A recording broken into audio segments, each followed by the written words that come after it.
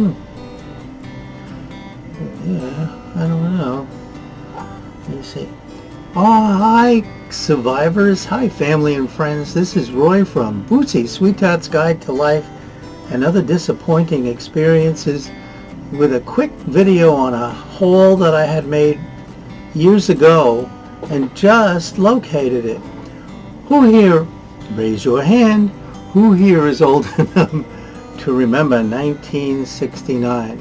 Well, I have two exciting events going on almost simultaneously. One, of course, is the 1969 Stonewall riots in New York City, and the beginning of the LGBT human rights movement. And the other is Woodstock 1969. Well, wait till you see what I found. And by the way, we can still celebrate flower power, even though it's 2019. Please stay with me.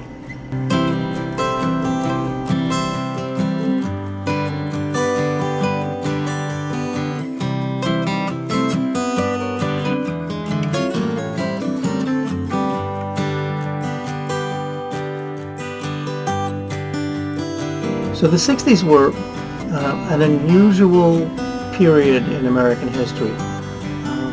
Those of us that lived through it know that it changed society worldwide, and for lots of reasons. We had a war going on, just or unjust, depends on what side you're on. We had many social changes. The civil rights movement was beginning in full.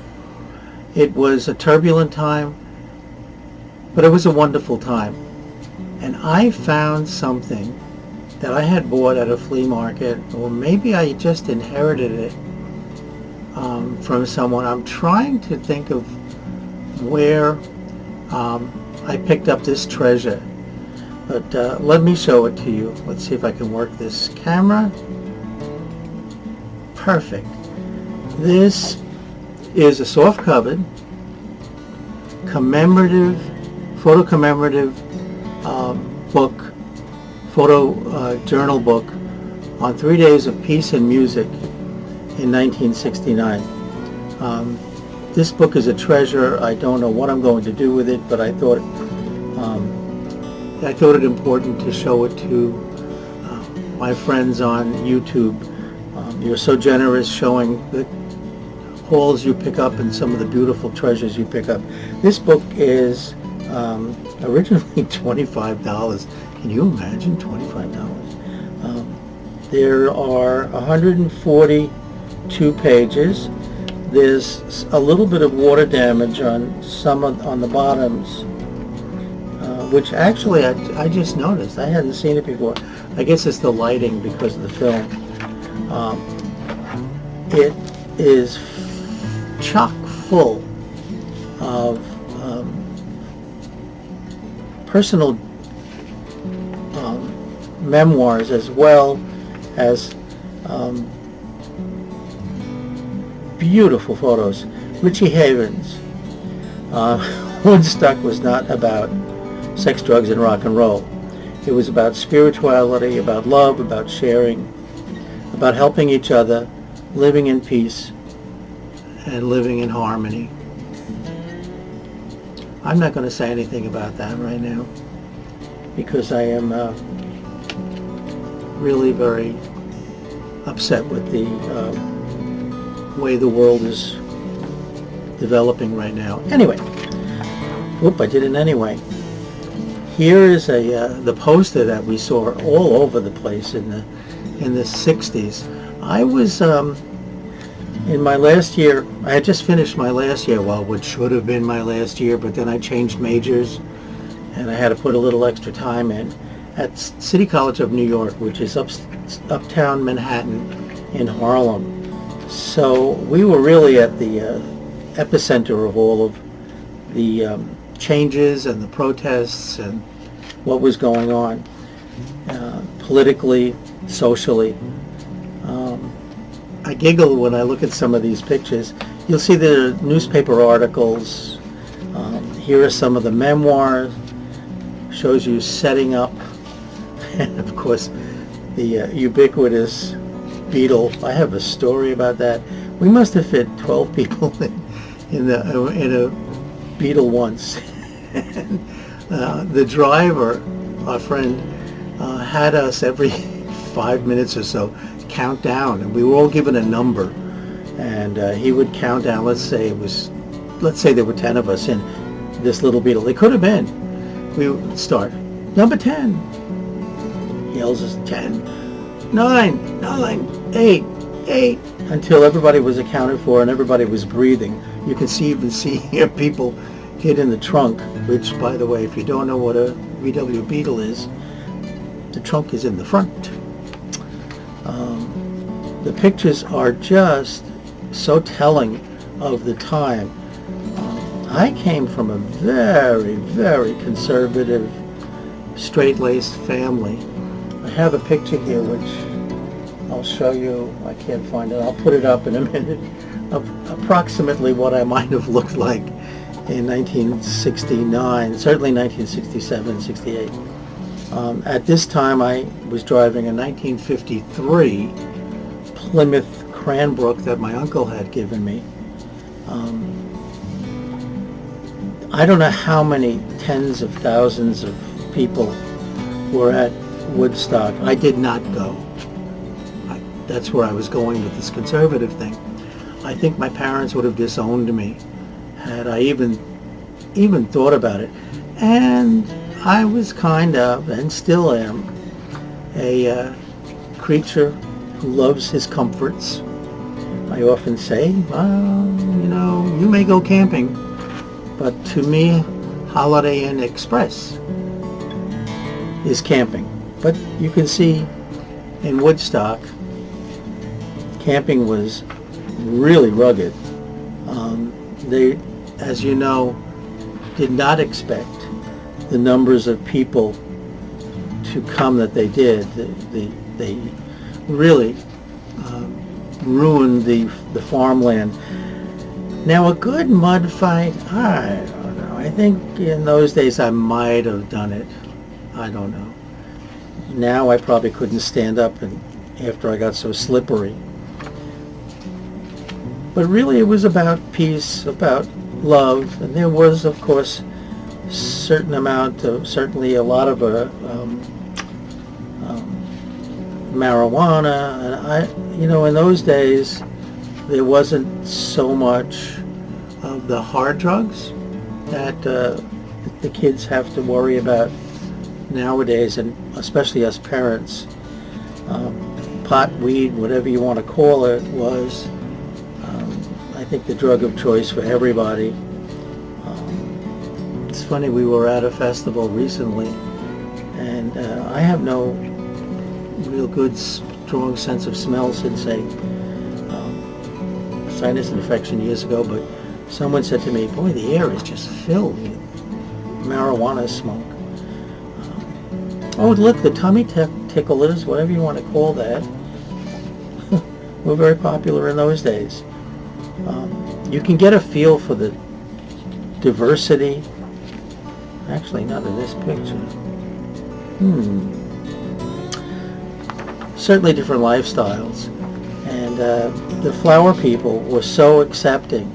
I think they came sort of out of the 1950s hippie movement. Very exciting because, people were rebelling against so many of the rigid laws and rigid rules and, all the rigidity of the 1950s.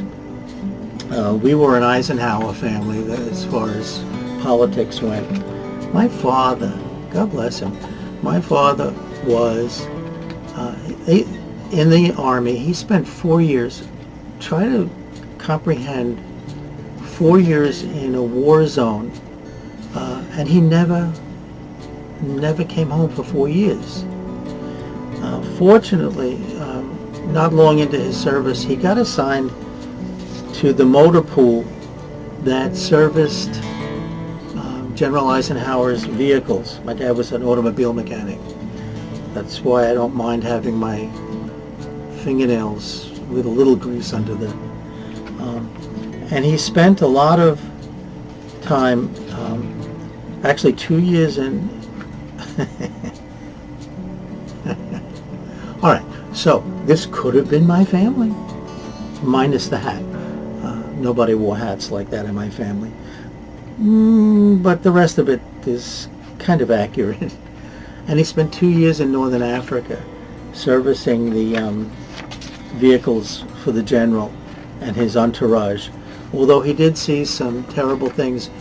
And those of us who are in our 60s and 70s, and our parents, one of our parents, more of our parents, were in the armed services, probably can relate that my father refused to talk about it. I don't know the horrors he saw. I don't know the horrors the kids are seeing these days, and we just finished Memorial Day. They didn't talk about it. I can't even imagine. I can't even imagine. Look at the immense number of people. No, for my friends who go on the cruises with me, this is not one of the cruises. This is a field. It's not the back of a boat. It may look like the back of the boat with all these people on the charters that we take, but this is not it. Anyway, let me run through this. I didn't plan on even posting this. I just couldn't help it. It just brought back so many memories. I'm not sure what I'm going to do with this, but so anyway, we came from a very straight-laced family. I don't know why I'm rambling, and I would not have gone. The kids were growing hair. I had a crew cut mandated by Mom through college. I was not allowed to pick out my own hair cut till I graduated from college. It was a turbulent time. I don't know if you want to Google it for people who were not around in those days. The keynote speaker at my college graduation, then it was 1970, was George McGovern. He gave a speech in Lewiston Stadium, which is long gone, in uptown Manhattan. Thousands of people in my graduating class. City College is huge.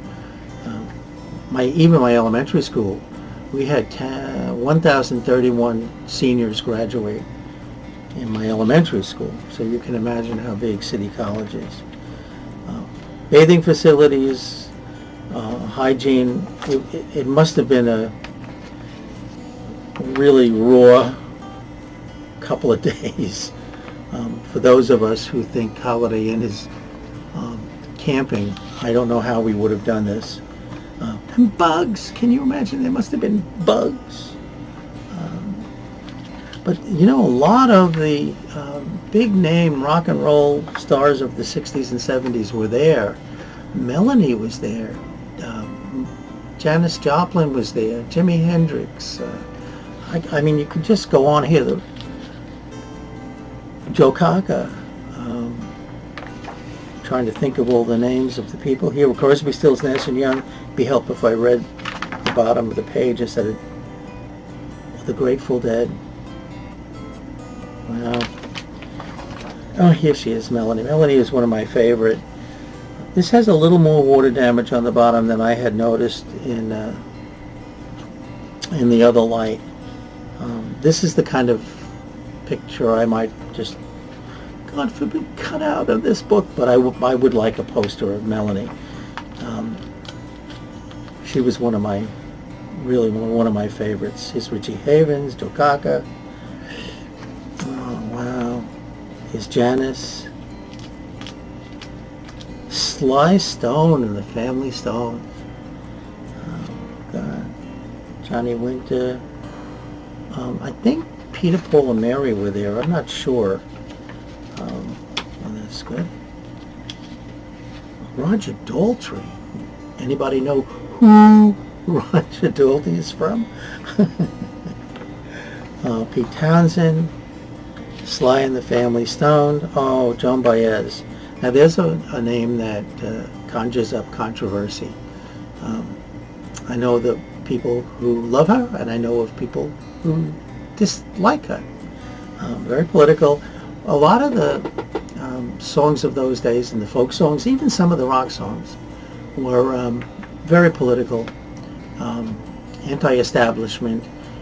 To grow up in the 1950s under the rigidity of, and I'm going to just make up, like no elbows on the table.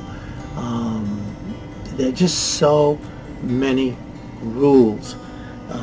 It got to the point, I think, in the 60s when there was just too much oppression in your general life that people just responded. It was certainly the time when Eastern religions took off. John Lennon was one of the leaders in that movement in those days. I'm not a historian of it, but I lived through it, so I'm just giving you my memories. I never got to appreciate Jimi Hendrix, like many people, until he died. All of a sudden, oh my God, his music is so good. A lot of these people live very troubled lives. Anyway, this is a treasure that I found. It was $25 when new. I'm hoping that the 50th anniversary coming up will not produce this kind of a mess. Will be a little more organized, and hopefully there'll be no rain. So I hope you enjoyed my little journey through time.